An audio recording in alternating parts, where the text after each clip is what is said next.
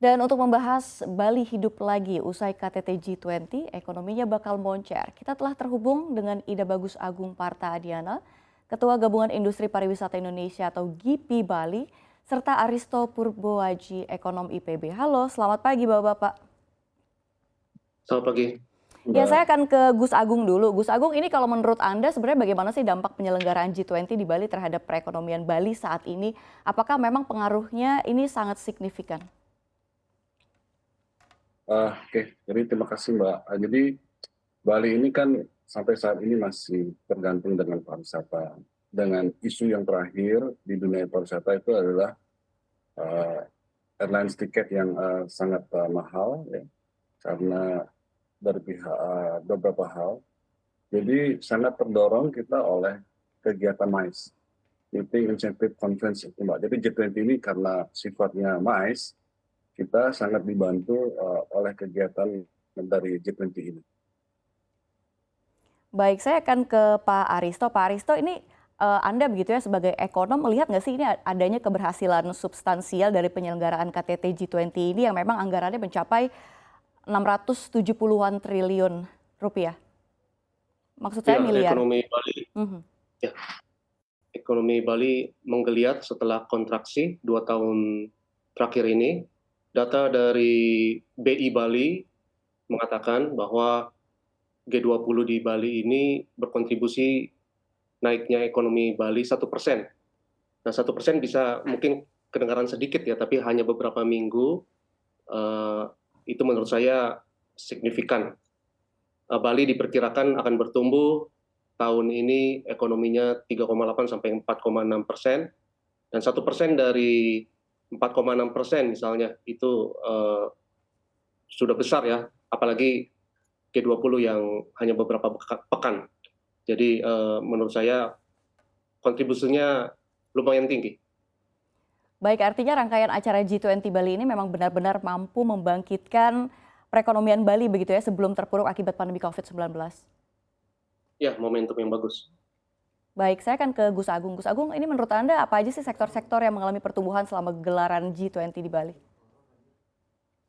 Jadi selama kuartal 3 ini kami melihat ada dari dua hal yang signifikan, itu dari Akmamin. Akmamin itu akomodasi makan minuman, artinya hotel, restoran, dan kafe sebesar 25,69%. Yang kedua itu dari transportasi, kurang lebih di kuartal 3 ini ada uh, pertumbuhan 35,37% year on year, Mbak ya.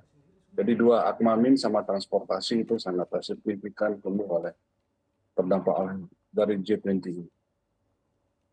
Adakah sektor lain Pak yang ikut juga terdampak atau terkena berkahnya dari G20 ini? Sudah pasti ya, seperti itu yang terdampak langsung sudah Mhm. pasti ke UMKM. Kita kan di situ ada pameran juga.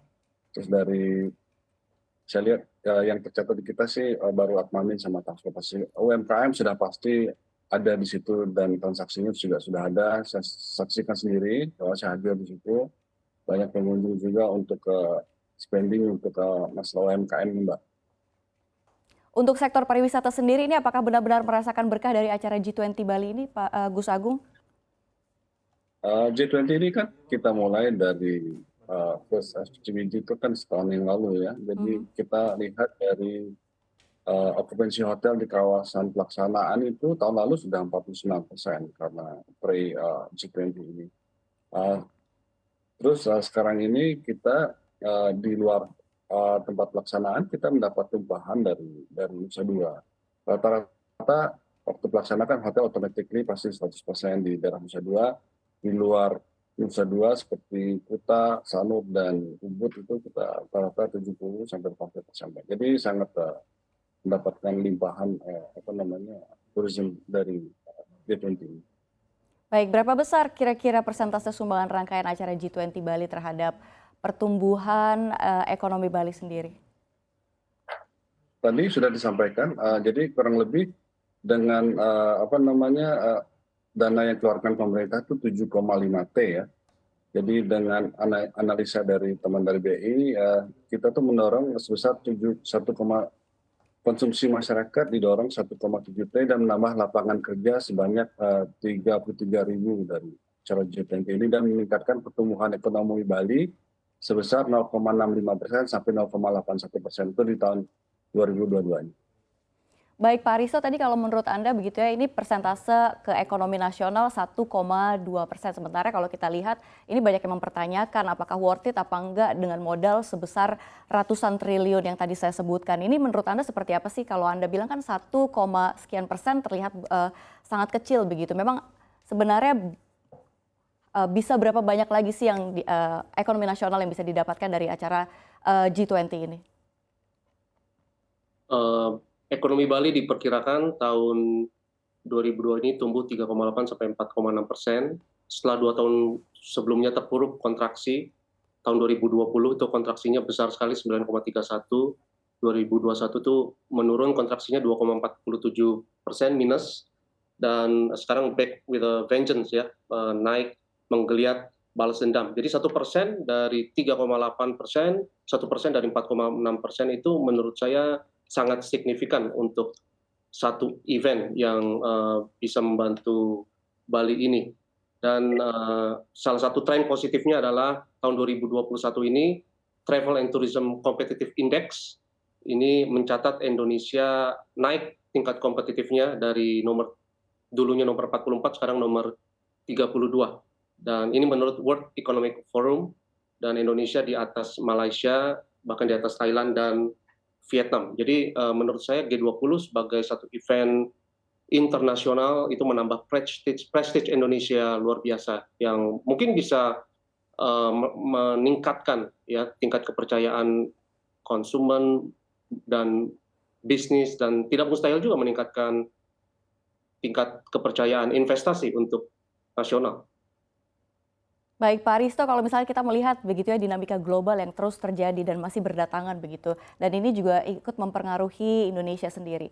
Dan setelah gelaran G20 ini, apakah memang perekonomian Bali begitu ya khususnya sebagai tuan rumah G20 ini akan terus tumbuh atau kira-kira akan masuk ke kontraksi lagi?